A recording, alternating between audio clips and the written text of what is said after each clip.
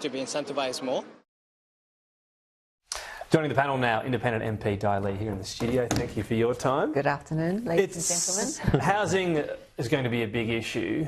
Look, it's tricky, right? It's multifaceted. There are long lag times. What do you make of Labor's approach overall, and why the situation doesn't appear to have gotten better as yet? No, I mean, look, I started door knocking the start of the year, and people told me, and on my streets in Western Sydney, energy prices, insurance price, the rise in insurance, as well as rental affordability and interest rates. So this is start of the year.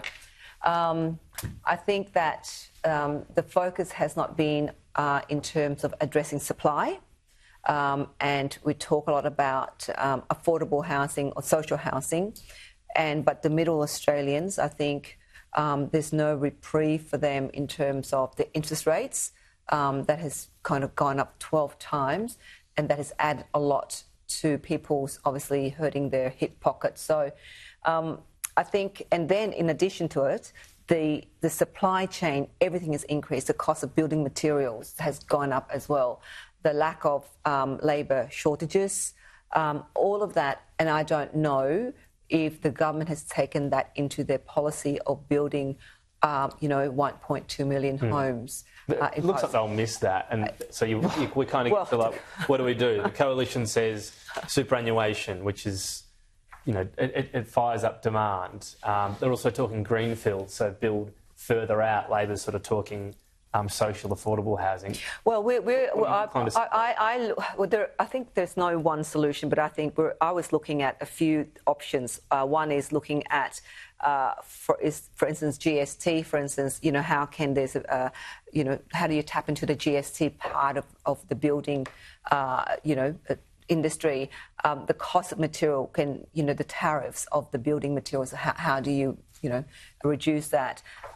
In terms of workforce shortages, how do you get the labour side of the workforce, kind of increase that without adding costs to all of the building materials and the increase in wages? There's so many things, but I think part of it is the GST. Part of it is... Just take it off, you reckon? Yeah, absolutely. I think take GST off, especially for first home. Yeah.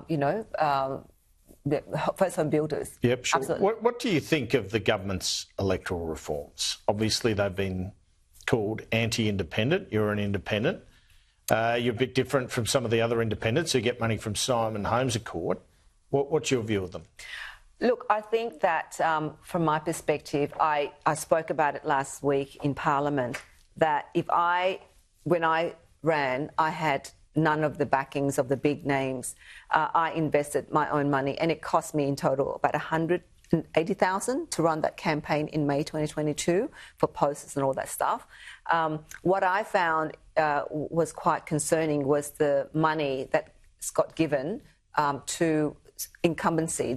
So myself and all the other current MPs will benefit from this public fund. Yeah, they're lifting it. That's right, they're lifting it funds. Exactly. And also the administrative fund that we're going to get apparently $30,000 each to administer our seat.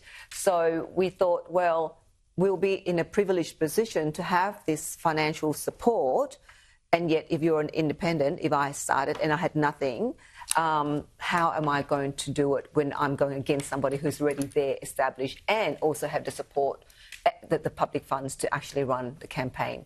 So that on that basis alone, I just felt that it wasn't a fair electoral reform. Of course, we need to be more, transparent, and that's what we all stand for. But why we're pushing that now, when I think there's so many other bigger issues at play, which is the cost of living, which we're not addressing, housing shortages, which we're not addressing, the critical issues to the economy and to society we're not addressing, but we're looking at electoral reform. Speaking of the cost of living, we've heard from the Treasurer, inflation figures, they're tracking in the right direction, things are on the up. What feedback are you getting from your community when it comes to the cost of living, and how do you think the Labor's gone overall in terms of making life easier for Australians? Well, I can tell you from my door knocking, and I've door knocked many suburbs from Carramar to Cabramatta to St John's Park, they're from more affluent to working class communities.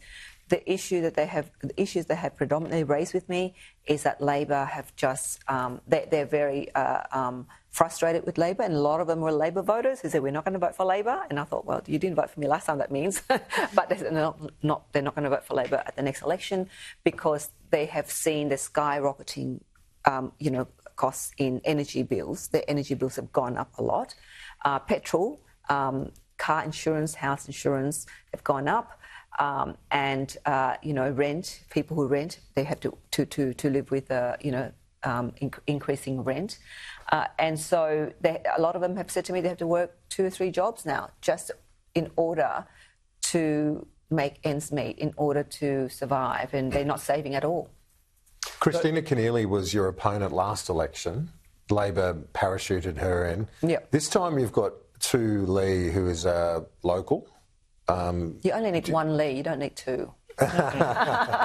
You need the original Lee. You got the OG. You got the original. But Tu Lee, she actually ran for Labor's seat.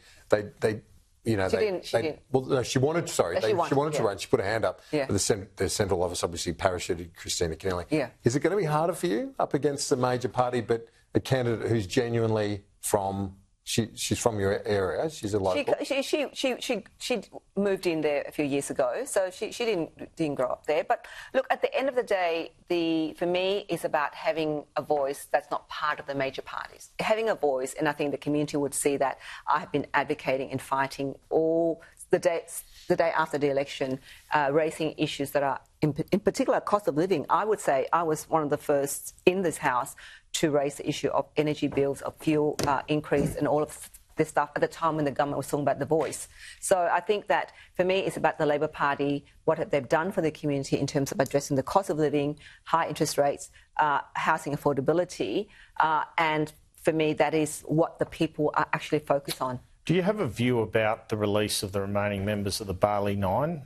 Some of them originated from Western Sydney. No. Is that part of the, if they're from Western Sydney, you mean in my electorate, from my electorate? I'm not sure. I was just trying to research at them, but my recollection is, and I've seen they were from Western Sydney, I wondered if there'd been any advocacy to you or... No. Do you have a view? You were talking about the government's priorities, though, not being on the cost of living. Do you think it's a fair priority for the Prime Minister to lobby the Indonesian president, as he has, to have them released? Look, I think if you go out into the streets of Western Sydney, what the people talk about there, they don't talk about, what we don't talk about here.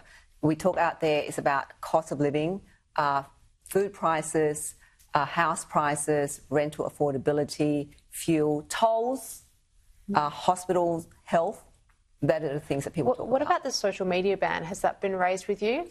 Actually, the disinformation and the social media ban are the two, in the 3 years that I've been there, I don't receive campaign emails at all for many issues, but these 2 constituents have emailed me, which was surprising. And also, because I'm on social media, so they will be messaging me. So please do not vote for it. Please do not vote for it. On the social media age ban? Yes, as well as I call the MAD bill, misinformation and disinformation bill. Di Lee, got to leave it there. Plenty to talk about.